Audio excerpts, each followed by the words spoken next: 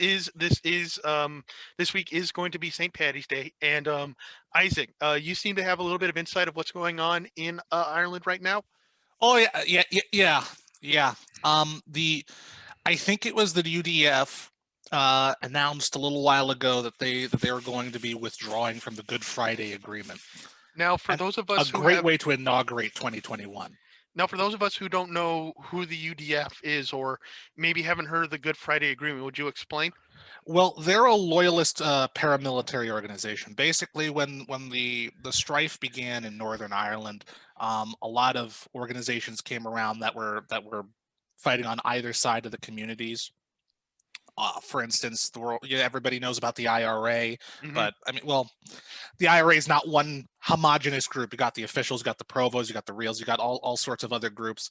On the I don't want to say on uh, the Protestant side, you have groups such as the what is it the Ulster Volunteers, those sorts of individuals. They generally speaking espouse a loyalty to the United Kingdom, identify with their Protestant heritage, consider themselves part of the United Kingdom, and are a strong driving force in trying to essentially stymie what Sinn Féin and other Republican and nationalist organizations call them, any sort of attempt to make Northern Ireland more of an Irish province, or prepare it for reunification with the rest of Ireland. I Um, think it's important to clarify as well that when we speak, Ireland's Republicans are much different than our Republicans here in the United States. oh yes, um, as some of you may know, the United Kingdom's a kingdom, and there's a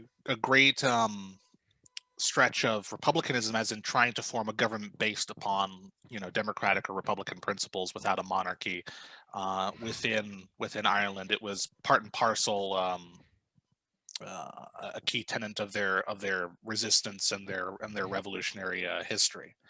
um, People who are republicans in the context of Northern Ireland, there's also the term nationalist, want to leave the United Kingdom and reunite with Ireland, because they consider Ulster, which is that little northern bit of Northern Ireland, to be a part of a greater Republic of Ireland, which was not made independent and whole when the treaty between the Irish Free State and the United Kingdom was signed, when their War of Independence ended in the 20s, I believe.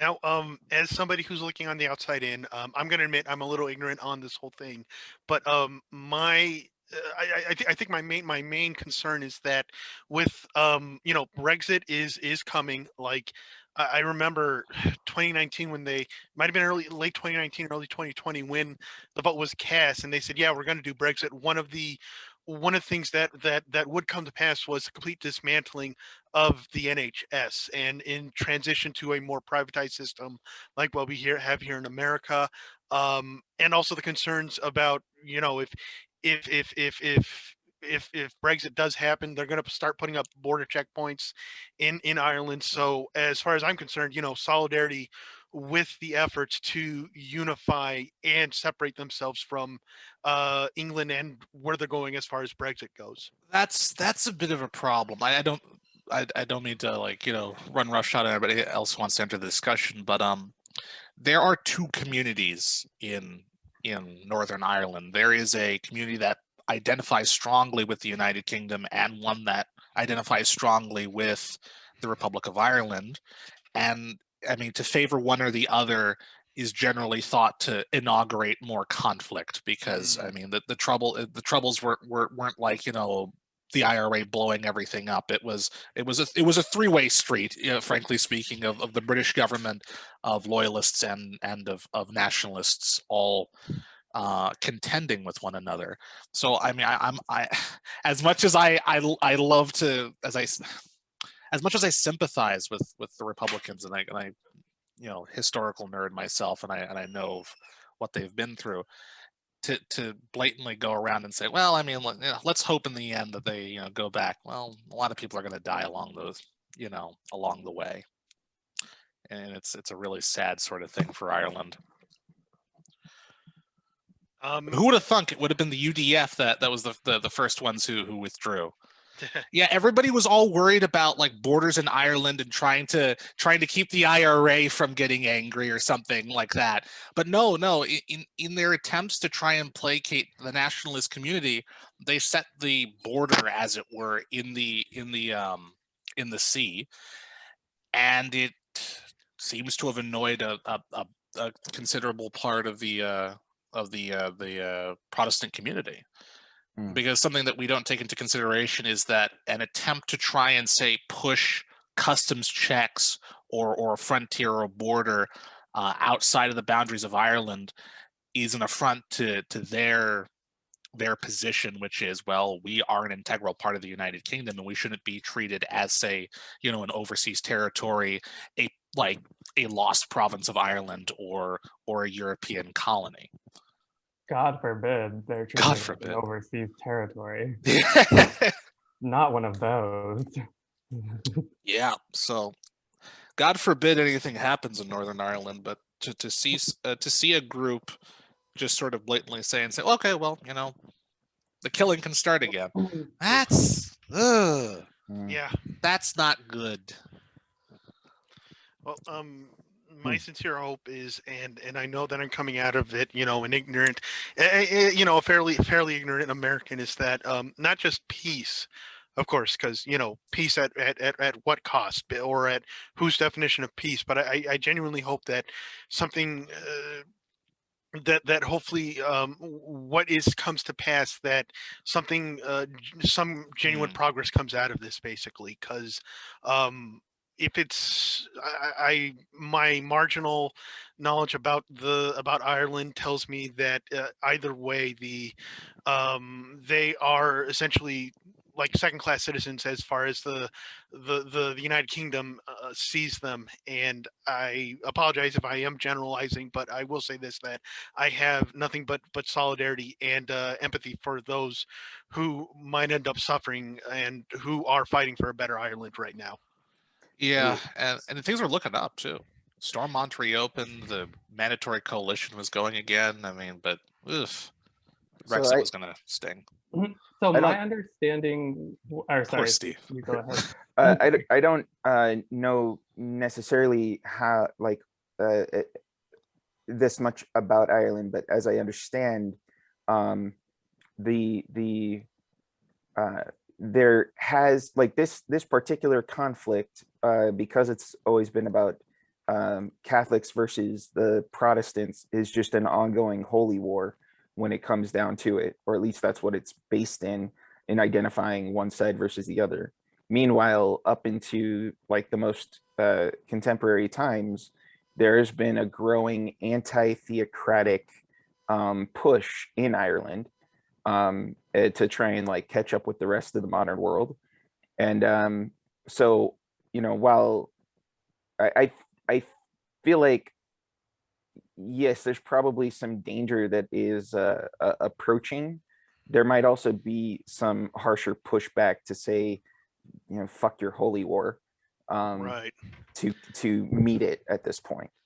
And again, I'll say this, from what I know about the whole Catholic Protestant split, it's less to do with I won't say less to do, but the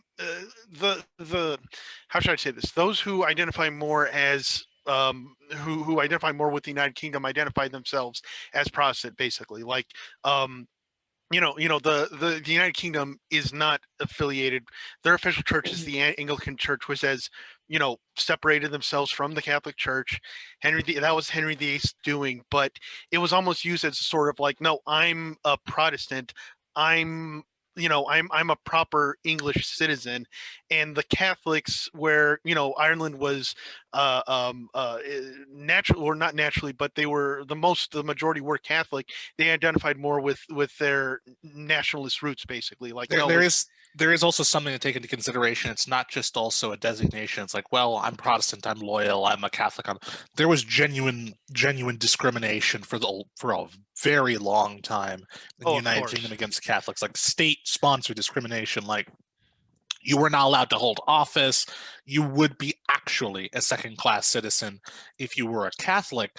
and that didn't start to change until the 19th and 20th centuries. Like Oh, that sting of being an actual factual second-class citizen is still very prevalent, not just for Irish Catholics, for whom that feeling is probably most profound, but also for Catholics genuinely across the United Kingdom.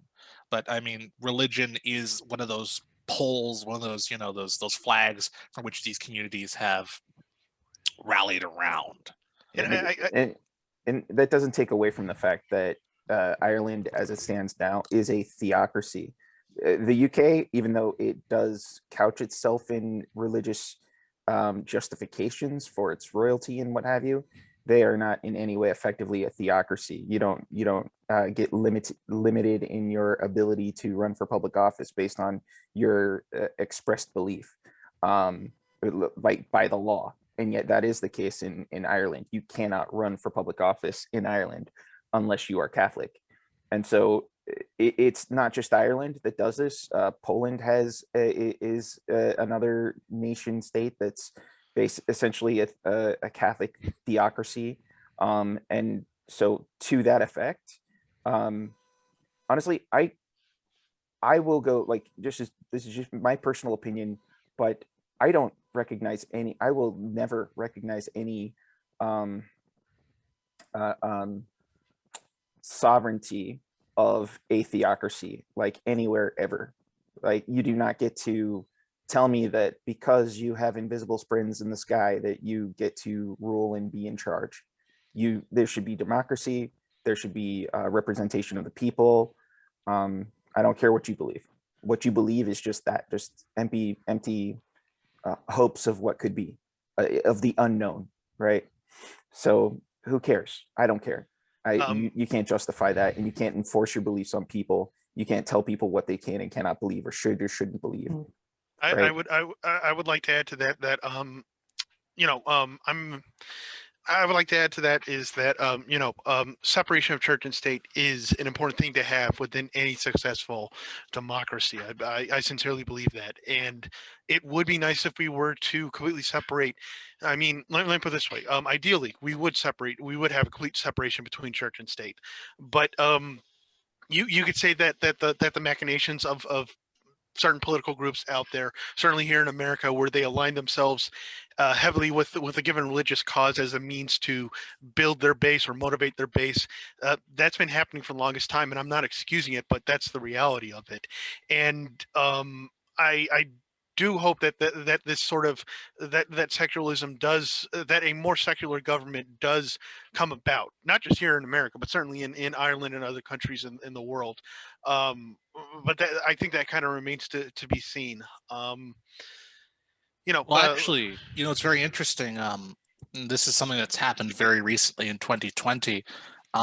The main Northern Irish sort of nationalist party that was associated with the IRA for the longest time, Sinn Féin, actually swept through the most recent Irish general election on a tide of what is it called? I would say a left-wing wave, and became essentially one of the largest parties in the Irish Parliament overnight. It was tremendous, the outpouring of support that they received, and I think that's not necessarily because of their history with sympathizing with their Catholic, with their Catholic heritage, but rather what you described, which is a general shift towards a more secular society, a socialist society, one that is like more egalitarian than based on the traditional hierarchies that came before. I mean, they actually had a frightening number of referenda recently in Ireland, one that actually, I believe, allowed gay marriage several years back during the previous parliament.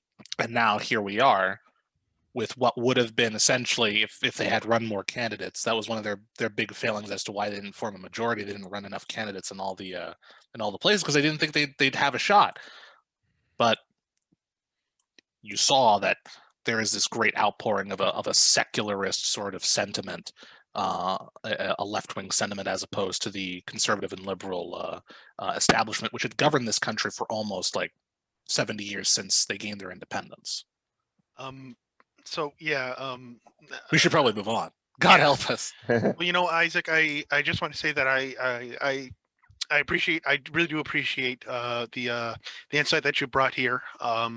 Like I only had a minuscule compared to you, my understanding was minuscule, and it was well appreciated. Thank you so much. Before Yeah. moving So, on, yeah. though, my understanding though was that Ireland has a vote coming up in the near future, right? Like a general or a referendum? I thought they were voting on independence from the United Kingdom. Oh, Northern Ireland? No. But well, there's a lot of parts of the United Kingdom that have like these nationalist parties, like Scotland and all the such, who are always trying to like, we're gonna have a vote on this. It's usually Scotland that's, the SNP government's always like, yeah, we're gonna have a vote. We're gonna have a vote. They just keep on droning on about it. But in terms of Northern Ireland, whilst reunification and a referendum is one of the areas of one of the positions of Sinn Féin, which is the largest nationalist party in their assembly, they have to make a lot of concessions because they govern hand in hand with the largest conservative Protestant organization or political party, the DUP. So they trade these sorts of things. Yeah, we're committed to reunification, but we have to make this government work. So, and that's actually very interesting that the both of those communities are sort of forced to work together in a government like of national unity in Northern Ireland. Okay, we should move on. Yes, just great talk, everybody, on that. And I guess our final topic for today